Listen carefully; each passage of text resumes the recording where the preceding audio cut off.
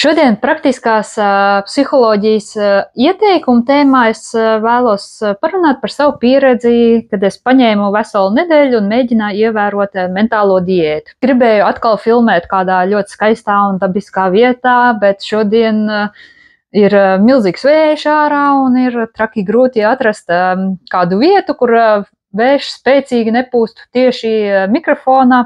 Tad es domāju, kāpēc gan nevarētu vienkārši mājās uztaisīt tā kā spilvenu sarunas.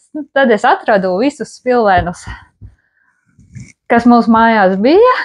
Tā kā es esmu gatava paķert savu spilvenu un mazliet parunāsim par šo.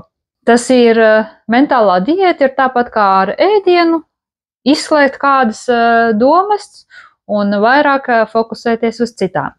Mēs paši radām savas emocijas, un mēs to darām ar savu domu, ticību, pieņēmumu, palīdzību, kas rada ķīmiskas reakcijas mūsu ķermenī. Piemēram, ja mēs domājam tādas stresainas domas, tad ķermenī izdalīsies stresa hormoni, kortizols un adrenalīns, bet ja domāsim kaut ko pozitīvu un par kaut ko mēs mīlam, tad, protams, atkal laimes hormoni.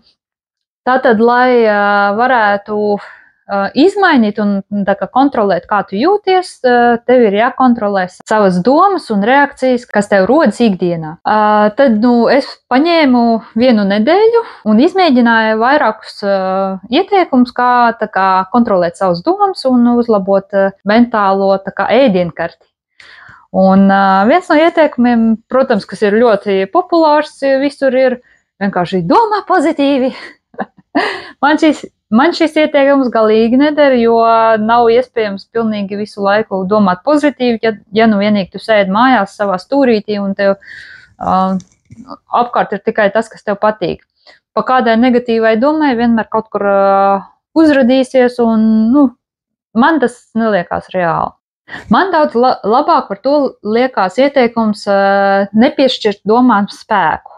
Ļaut tām aizplūt garām, tā kā mākonīšiem vienkārši pavērot un nepieķerties viņām nemaz. Bet vismīļākais paņēmies, ko es izmantoju, visvairāk bija ar tādu uzjautrinātību, humoru paskatīties.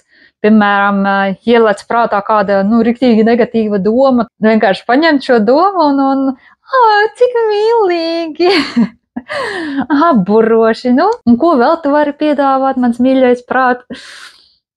Tas ir tik izklaidējoši. Tā zina, cik interesanti, ka man radās šāda doma. Un nekraņķēties par to, vienkārši pasmieties, izklaidēt sevi, pavērot domas un pasmieties. Un tad vēl viens interesants paņēmiens, kas man patika, ko es pasen kaut kur dzirdēju, es vairs īsti neatceros, kur, bet ir tāds tā kā, tu iztēlojies, ja tu saņem negatīvu domu, tu viņu sapako paciņā un nodod atpakaļ sūtītājiem. Un tad tu vari pasūtīt vietā kādu pozitīvo domu. Tā kā iztēlojies, ka tas ir tā kā prece, tu atgriez un samaini ar citu. Un mans secinājums pēc nedēļas mēģinot ievērot mentālo diētu, mentālā vai domu diēta ir daudz grūtākā par fizisko diētu, jo domas rodas visu laiku no visurienes un viņas vienkārši ielec prātā, uzrodās un tu neko īsti nevari tā padarīt, kā piemēram, ja ēdienu, tu vari nepārnest mājās, un tad tev mājās nav tas ēdiens, bet domas ir pilnīgi visur. Viņas vienkārši rodās. Un, manuprāt, labākā taktika ir neņemt vienkārši sliktās domas nopietni. Jā, mazliet pasmieties par viņām, uzjautrināties, izklaidēties, bet tiešām neņemt nopietni un ļaut viņām vienkārši izgaist. Un, lai arī tas ir diezgan grūti un varbūt neiespējami tiešām atbrīvoties no sliktām domām, mentālā higiēna, jeb proporcijas, kad labās un iedrošinošās, tādas spēcinošās domas ir daudz vairāk un tādas sliktās, bailīgās un nedrošās ir daudz mazāk. Tas ļoti uzlabo dzīves kvalitāti un arī to, kā tu domā un kā tu jūties. Tā kā to pilnīgi noteikti uz visiem 100% ir vērts izvēlēties kādu šo paņēmienu, izveidot labāku domāšanas ieradumu un pameklēt kādus ieteikumus.